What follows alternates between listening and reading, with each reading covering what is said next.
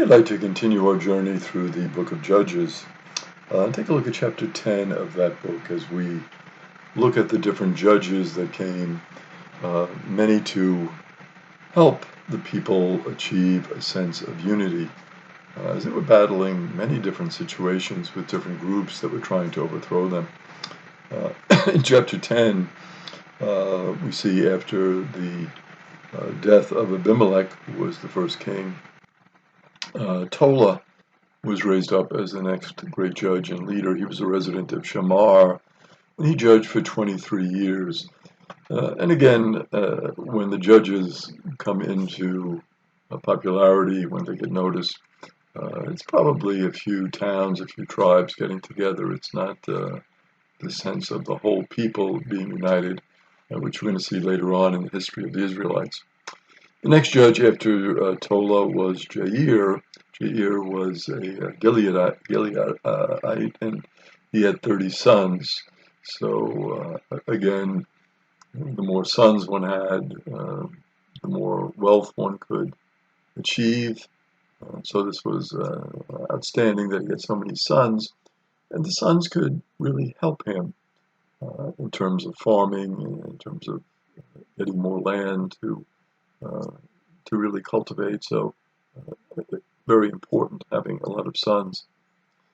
Now we notice when we look at these two judges, when we look at Tola and when we look at Jair, there is no mention of any military exploits. And a lot of times when we think of the judges, sometimes we can get the wrong impression that they were always fighting against the different groups. But a lot of them were not really into that at all. They were more or less political leaders who really tried to get the people together, get them organized, getting them to help and assist one another. So it wasn't always a question of battles being waged at this time. It was a question of people being outstanding leaders and really helping the people have a sense of their own identity as part of the people of Israel. The Israelites, however, as we frequently have seen on their journey from Egypt, they offend the Lord. Sometimes they offend the Lord by their lack of faith, by their lack of trust, by the lack of respect for the covenant.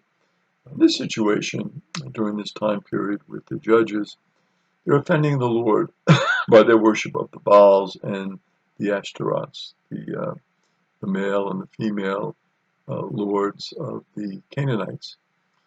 And so what they would do is they would, of course, give their worship to God, remember God, but there was also these other gods and lords that they decided that, well, let's worship them as well because they come from the Canaanites.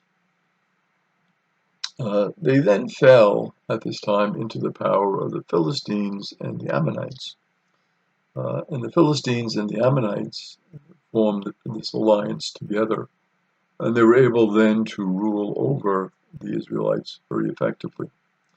And they ruled over the Israelites in their territories, the territory of the Gileadites and Bashan, for 18 years.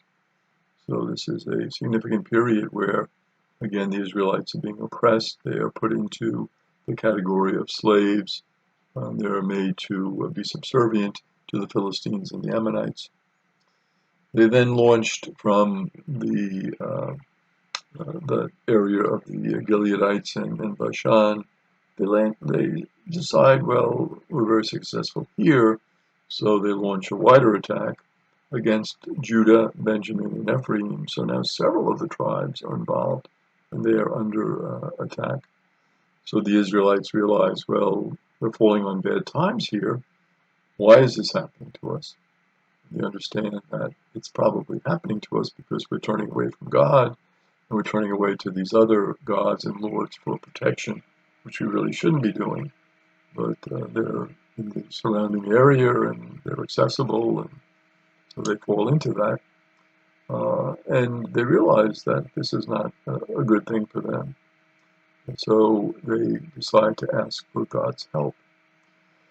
And I think when you reflect on the situation here in the book of Judges and the worshiping of these other gods and goddesses, kind of parallels all of us in a way, that it is easy for us to lose sight of God in our lives, and instead of worshiping God as we should, giving our full attention to God and trying to promote the things of God, easily get involved in other situations, and they can become distractions for us, and even lead us to become forgetful of our relationship with God and how much God has given to us. So I think what the book of Judges is modeling for us here is the importance of being faithful to God, and the importance of both this love for God and this love for our neighbor, these parallel loves that our covenant tries to embody. As our relationship with God becomes deeper and stronger, so it should overflow into our relationship for others, our neighbors. We have to perform, again, those works of charity because of our relationship with God and the deep love that God has for us. So the people now from Gilead are looking around and they're saying, well, is there someone who can lead us against the Ammonites? Here we are, we're stuck in this situation, we're worshiping the Baals. What really can we do? So that leads us into chapter 11 of the book of Judges. And we are introduced to a person named Jephthah. Jephthah was born of Gilead and Aharlah. Gilead's wife had also borne him sons. And the sons of the wife, when they grew up, drove Jephthah away. Jephthah went into the land of Tob. And you can see why that would happen, because Gilead now is married, and he has all these sons, and Jephthah is sort of an embarrassment. He was from a relationship with a prostitute, so we don't want to keep him as part of the family. And the tendency that we all have, as we reflect on it, to sometimes not accept others because of the circumstances of their birth. When you look back upon it and you say, well, Jephthah, he had no, cause for that birth. I mean, he was just born and he's a child, and he didn't enter into any sort of bad relationship. It just happened, and why should he be discriminated against because of the sin of the father in conceiving a child with a prostitute? When you look at it, you say, well, isn't that in a way sort of an unfair level of discrimination? Why should we pick on Jephthah? Why not accept him as part of our family? He's the son of our father, and we should have this love for him, and he should be considered to be part of our family. But again, this human tendency to discriminate and to leave others out is unfortunate.